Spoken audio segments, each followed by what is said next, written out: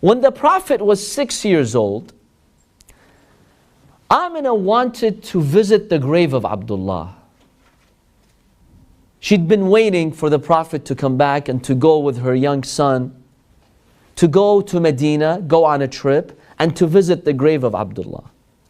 So when Halima Sa'diyah brings back the Prophet, and she hands him to his mother Amina, she tells him, let's go on a trip. So with some other relatives, and the Prophet is now 6 years old, with his mother, they go where? To Medina.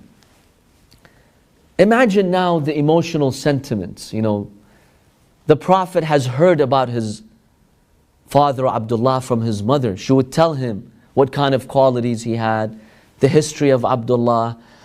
And the Prophet really loved his father even though he never met him. So now this was the first time that the Prophet would go to Medina and actually visit the grave of his father Abdullah.